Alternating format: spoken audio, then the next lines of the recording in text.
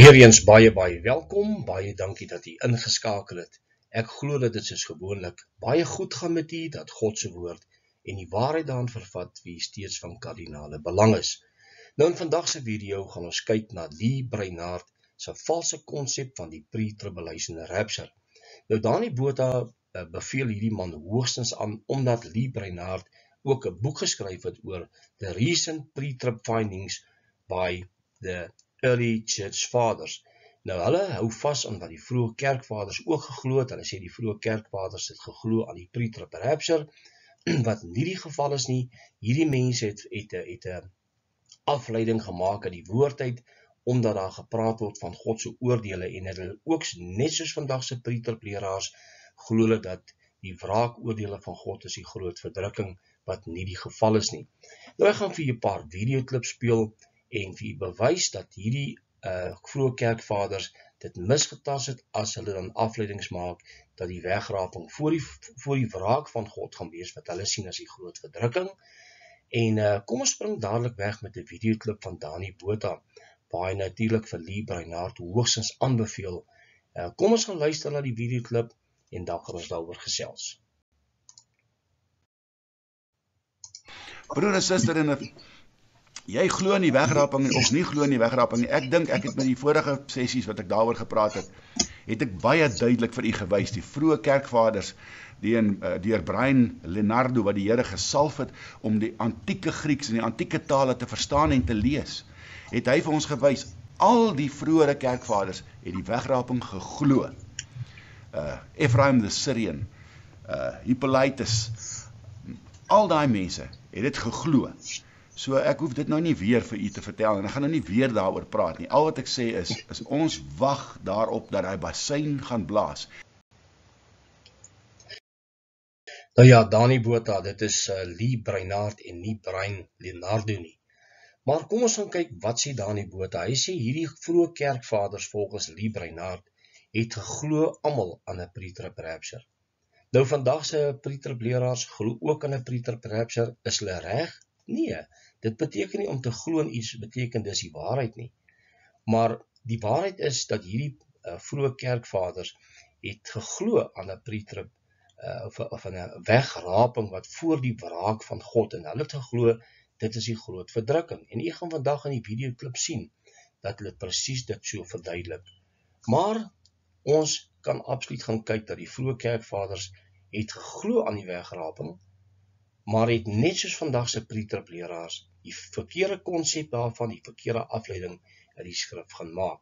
Kom ons gaan luister na 'n leraar wat dit eintlik baie pragtig verduidelik dat die vroeë kerkvaders nie regtig geglo het aan 'n pre-trib konsep nie, maar kom ons gaan kyk wat hy sê. Look at their collected writings. They believed in the truth that the church was going to encounter the Antichrist, and that the coming of Christ was going to occur in the wake of their encountering of the Antichrist. It's not just pre-wrathers that think this either. Pre-trib scholars would by and large agree with what was just said.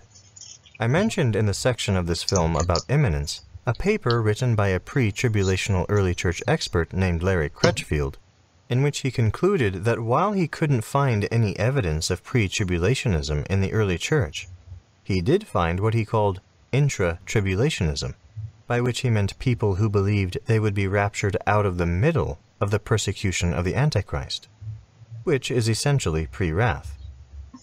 In another paper, written more recently, James Stitzinger, who is very much a pre-tribulationist, agrees with Crutchfield's conclusion when he wrote, "The early fathers largely held to a period of persecution that would be ongoing when the return of the Lord takes place, and most would see the church suffering through some portion of the tribulation period." He further writes, "A type of imminent intra-tribulationism, Crutchfield, or imminent post-tribulationism, Walvoord, with occasional pre-tribulational inferences, was believed." In this paper, he quotes 15 church fathers, which, as we will see, certainly do not help his case, and then oddly concludes his paper by contradicting his opening statement when he says, "George Ladd, post-tribulationist, is no longer credible when he writes, we can find no trace of pre-tribulationism in the early church, and no modern pre-tribulationist has successfully proved that this particular doctrine was held by any of the church fathers or students of the Word before the 19th century. Nou, dis baie duidelik dat die navorsing wat hierdie mense gaan doen het, pre-trib leraars, dat die vroeë kerkvaders het nie regtig vasgehou aan 'n pre-trib rapture nie, maar dat hulle in die midde van verdrukking weggevat sal word. Nou, die groot verdrukking is 'n tydperk waarin die anti-kris gaan regeer vir 42 maande, maar hierdie groot verdrukking word kort geknip by die 6de seël. En die afleiding wat baie van die mense maak vandag is dat die vroeë kerkvaders het vasgehou in 'n pre-trib rapture, en daarom wat hulle vandag glo is heeltemal korrek. Dit is nie die geval nie. Nou, hier is dit baie duidelik dat die vroeë kerkvaders nie 'n pre-trib rapture geleer het nie. In die volgende paar videoklips wat ek nou vir julle gaan speel, gaan jy baie duidelik sien dat dit nie die geval is nie. Dis verkeerde afleidings wat hulle gemaak het, en ons sien dit vandag by die pre-trib leraars. Hulle maak vir dieselfde verkeerde afleiding wanneer hulle skrifgedeelte lees, soos byvoorbeeld, ons sal nie deur God se wraak gaan nie, dan sê hulle dit is die groot verdrukking, en daarom is dit pre-trib rapture. Kom ons gaan luister na die eerste videoklip, waar Lee Brainerd natuurlik leer dat die vroeë kerkvaders hierdie leerstelling van die pre-trib van die apostels ontvang het, en die apostels het dit natuurlik van Jesus ontvang, wat nie die geval is nie, maar kom ons gaan kyk. The pre-tribulation rapture was the teaching of the earliest fathers because they got it from the apostles, who got it from the living Lord who taught it to them. The post-tribulation rapture is a development of the replacement theology that rose to prominence in the 3rd century and attained near absolute domination by the end of the 4th. So may the Lord encourage you with this nugget of church history. Nou kom ons gaan kyk wat Lee Brainerd sê. Hy sê dat die pre-trib rapture die lering was van die vroeë kerkvaders, wat het van die apostels ontvang het, en hulle het natuurlik weer op hulle beurt het van Jesus Christus ontvang. Daar's geen skrifgedeelte in die Bybel wat leer dat Jesus of die apostels in die hele Nuwe Testament iets geleer het van 'n pre-trib rapture nie. En hulle sê natuurlik dat die post-trib lering 'n gefabriseerde lering is, wat saamgekom het met die vervangingsteologie van die 3de eeu af. Dit is nie die geval nie. Die post-trib pre-ref lering is 'n Bybelse lering, en die woord van God is vol daarvan. Maar kom ons gaan kyk na die volgende videoklip van Lee Brainerd, waar hy natuurlik vir Ephraim the Syrian aanhaal, wat natuurlik praat van hierdie van die pre-trib, en kom ons gaan kyk hoe hulle dit uit konteks en 'n verkeerde afleiding maak. Kom ons gaan luister. This was actually the first one I found. This is the one that had me practically falling off my chair. It says, blessed is he who unceasingly remembers the fear of Gehenna and hastens to sincerely repent, for he shall be delivered from the great tribulation. Well, the great tribulation is a technical term. Nobody that uses prophetic language uses the great tribulation for things other than the great tribulation. Nou ja, geen skrif word gegee om te staaf wat hierdie Ephraim the Syrian gesê het nie.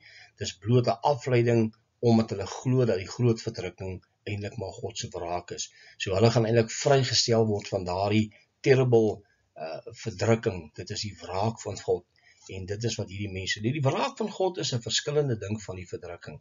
Dis wanneer God se hand in werking kom oor 'n goddelose wêreld. En die afleiding wat hulle maak is absoluut dat die groot verdrukking natuurlik God se wraak is. Nou kom ons gaan kyk vervolgens wat Lee Brainerd sê het oor the Syrian, Ephraim the Syrian, wat hy quote. Kom ons gaan luister.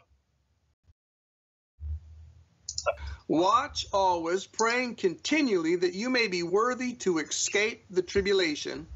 If anyone has tears and compunction, let him pray the Lord that he might be delivered from the tribulation which is about upon the earth, that he might not see it at all, nor the beast himself, nor even hear of its terrors. Here again, it's escaping the tribulation, being delivered through the tribulation, escaping the tribulation. He says it twice. And then he clarifies the whole subject by saying that he's not even going to see it, not see the beast, not even hear about the terrors of the tribulation. Now, the only way that a person can be delivered from the tribulation and not so much as see it or hear about it is to be removed from the globe, according to Revelation 3:10, prior to the hour of trial, which is going to come upon the entire world. Nou weer eens, Ephraim the Syrian ontvlug, hy sê hy ontvlug die groot verdrukking, en Lukas 21:36 en Openbaring 3:10 word so maklik gebruik om te sê, ons word voor die groot verdrukking, voor die 7 jaar periode weggeraap, dat ons nie die antichrist gaan sien in die Godse oordele nie. Onthou, pre-tripleraars glo die 7 jaar is Godse wraak. En Ephraim the Syrian het 'n afleiding gemaak en geglo dat ons nie sal wees vir daardie vreeslike tyd nie. Maar dit is 'n verkeerde afleiding, dit is presies wat die pre-tripleraars vandag ook doen. Nou die konteks, die ontvlugting uit Godse wraak, dit is die konteks van skrifgedeeltes soos Lukas 21:36 en Openbaring 3:10. Die kinders van die Here gaan nie in die wraak van God ingaan nie, en dit is die konteks, maar die afleiding is groot verdrukking, so ons gaan nie deur die 7 jaar verdrukking gaan nie. Dis presies wat die vroeë kerkvaders gedoen het, en dit is hoekom hierdie mense soos Lee Brainerd natuurlik ook glo, dat daar 'n pre-trib rapture moet wees.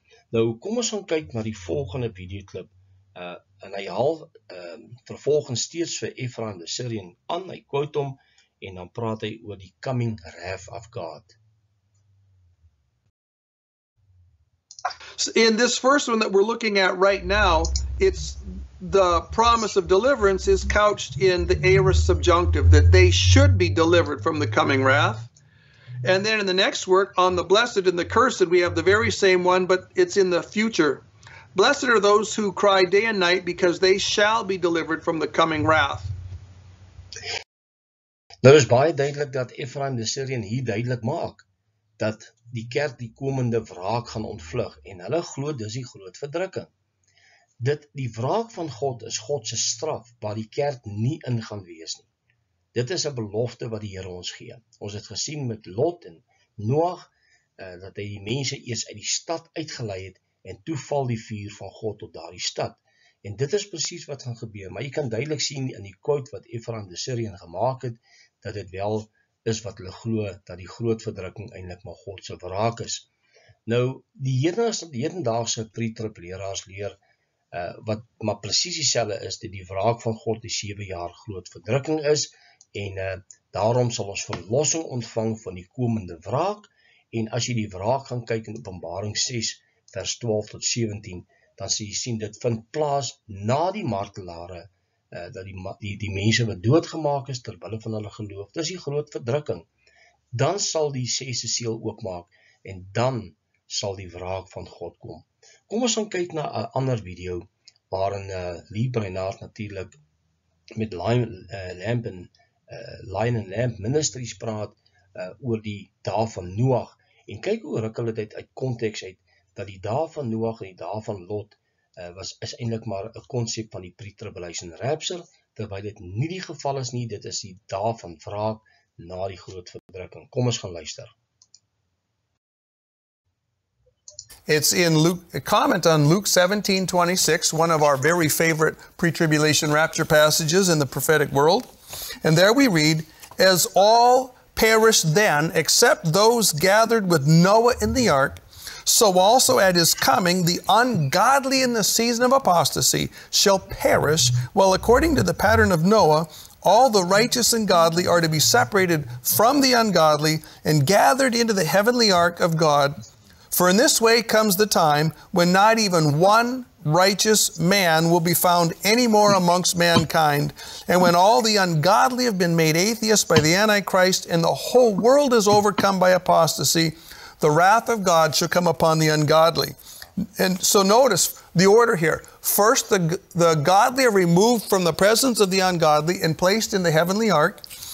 And then it's in this matter with the removal of the testimony of God through the godly. In this way, we come to a point where there's not a single righteous man left on the earth. Nou ja, dit word heeltemal buite konteks gebruik. Nadat die ark, die 8 mense, Noag en sy gesin, sy seuns en hulle 3 vrouens in die ark ingegaan het God se wraak gekom, nie die groot verdrukking nie. Onthou, toe die water gekom het, die vloed, is dit 'n simbool van God se wraak wat gekom het. En die kinders van die Here of die gelowiges was veilig bewaar in die ark. Dit is 'n spreekterme van die wederkoms en die herpatso wat gaan plaasvind. So die komende groot verdrukking is nie God se wraak oordeele nie. En daarom glo hierdie man dat dit voor die 7 jaar moet plaasvind en dat daar geen regverdige sal oorbly wanneer God se wraak val nie. Maar nou is daar baie van hierdie leraars wat glo daar's 'n left behind.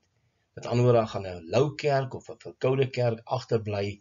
En hoe is dit dat daar nou nog gelowiges gaan wees in die verdrukking wat tot bekering gaan kom, wat vir hulle met hulle geloof gaan sterf vir hulle geloof? Hoe is dit moontlik dat hulle in die wraakoordele van God hierdie dinge gaan doen? Dit het ons nie gesien met die dae van Noag nie, ons het nie gesien met die dae van Lot nie. Hulle is weggevat uit die wraak uit. Dit is presies waarvan die dae van Noag en Lot praat. So hierdie is 'n baie swak voorbeeld om te sê dat die wegraping voor die 7 jaar gaan plaasvind, omdat die 7 jaar God se wraakoordele is. Nou kom ons gaan luister na die volgende videoklip waarin Lee Brainerd vir Ephraim de Seeling weer aanhaal en wat hy dan ook te sê. Kom ons gaan kyk en dan sal ons daaroor gesels. Yeah, it says, "For the elect shall be gathered prior to the tribulation, so they shall not see the confusion and the great tribulation coming upon the unrighteous world." Very clearly stated, gathered prior to the tribulation, not during the tribulation, not after the tribulation. So here's very clear pre-tribulation rapture teaching in the early church. Also, it's interesting where we see the phrase, the confusion or the chaos was a common term in some of the early fathers for the tribulation. Nou hier probeer Lee Brainerd dit pragtig beklemtoon dat hierdie vroeë kerkvaders geglo het aan dat hulle weggeraap gaan word voor, nie tydens die verdrukking nie, voor dit. Nou dis afleidings wat hierdie mense gemaak het, soos ek weer gesê het, gaan lees hulle geskrifte, gaan lees daardie dokumentêre geskrifte oor hierdie vroeë kerkvaders, dan sal jy duidelik sien dat hulle praat dat hierdie 7 jaar, net soos vandag se pre-trib-leraars glo, dit is die 7 jaar van wraak. Nou die wraak van God kom oor 'n goddelose wêreld. Dis wat hy nou gesê het, gequote het van de Syrian, na die 6e seël van Openbaring 6:12-17, dit is die oordeele wat gaan plaasvind na die groot verdrukking, nie voor die groot verdrukking nie. En dit is wat hulle wil te kenne gee, dat eintlik gaan die kerk voor die 7 jaar weggevat word. Dis die grootste leuen ooit en dit bestaan nie in die woord van die Here nie. Die groot probleem by baie van ons en die meeste pre-trib-leraars, hulle kan nie die wraakoordele onderskei van die komende groot verdrukking wat gaan kom nie. Maar kom ons gaan luister na Joel Richardson. En hier gee hy 'n pragtige verduideliking en u kan dit gerus 2 keer gaan luister as u nie dit dadelik verstaan nie, maar hier verduidelik hy pragtig hoe dat daar geen bewys is dat die vroeë kerkvaders vasgehou het aan 'n pre-trib rapture nie. Kom ons gaan luister na die 2 videoklips. I just want everyone to see what the authorities, what the actual scholars have to say. Forget what Joel has to say. I'm just citing the scholars here and the authorities.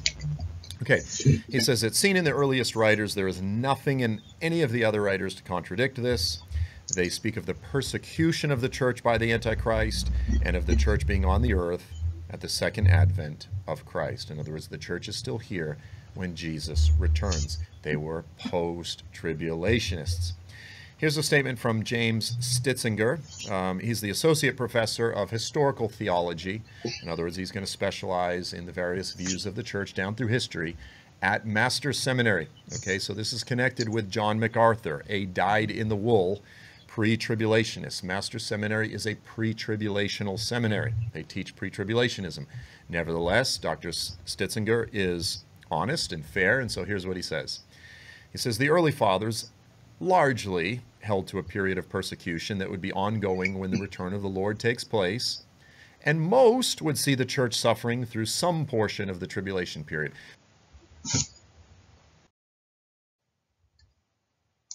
Here's another statement from Dr. David Reagan. Again, not a scholar, but a very widely, highly respected end times Bible teacher. Again, a man who I very much do appreciate. In his book, Wrath and Glory, he says this. He says, he's referring to the early church, one of its distinctive features is that it places the rapture of the church at the end of the tribulation, combining it with the second coming as one event. Okay, so here's Dr. Reagan making it very clear that he believes, that the early church believed, that they would be raptured at the end of the tribulation. And then specifically, with regard to Irenaeus, okay, so not just generally the early church fathers, but specifically Irenaeus. Here's a statement from Dr. Tommy Ice, the founder, president, and director of the Pre-Tribulational Research Center. Okay, so probably the most widely known, outspoken, dyed-in-the-wool pre-tribulationist on the earth today. Okay, Dr. Tommy Ice, he says this, when taken within the context of all of Irenaeus' writings, it appears that he was not teaching pre-tribulationism. Okay, so here's Dr. Tommy Ice, Dr. David Reagan, John Walvoord, all of them saying that Irenaeus, and really all of the early church writers, were post-tribbers. Nou, as jy luister na hierdie twee videoclips, dan kan jy duidelik sien, daar is groot verwarring onder die pre-trib kamp. Nou, die mense wat hy aangehaal het, soos Tommy Ice, Kritzinger, en so meer, hierdie mense sê, en natuurlijk ook David Reagan, dat daar's geen bewyse dat die vroeë kerkvaders geglo het aan 'n pre-trib rapture nie. Dis baie duidelik. Tommy Ice is 'n hoog aangeskrewe pre-tribulation rapture leraar van die pre-trib center. Hy is natuurlik 'n man wat vashou aan die pre-trib rapture siening, en hy sê self, daar is geen bewyse dat hulle vasgehou het aan 'n pre-trib rapture nie. Maar daar is soveel verwarring in hierdie mense in die pre-trib kamp, en dit is absoluut vir my baie, baie skokkend, dat hierdie mense nie kan sien wat die waarheid is oor hierdie leerstelling nie. Die waarheid egter is, daar gaan geen pre-trib rapture wees nie. Die vroeë kerkvaders het nooit 'n pre-trib rapture voorgehou nie, al het dit soms so voorgekom in hulle quotes, in hulle geskrifte en so meer, want hulle maak 'n afleiding uit die skrif uit, wat eintlik vir hulle maklik is en sê, dit is eintlik 'n pre-trib rapture. Dis presies wat vandag se pre-trib rapture leraars doen, en hulle hou vas aan hierdie leerstelling, dat dit voor die 7 jaar gaan plaasvind, en nie na die groot verdrukking nie. Maar ek hoop dat jy nou saam geluister het, en gaan kyk het maar weer, maar dit is baie duidelik, dat daar baie verwarring is in die kamp van die pre-trib leraars. Die een sê dit, die ander sê weer dat, maar die bewyse is regtig dat die vroeë kerkvaders het nie regtig vasgehou aan 'n soort van 'n pre-trib rapture nie, maar hulle het afleidings gemaak wat hulle gemaak het uit die skrifte uit en geglo het dit is die geval. Nou ja, tot 'n volgende keer wanneer ons weer gaan gesels, mag die Here seën. Totsiens.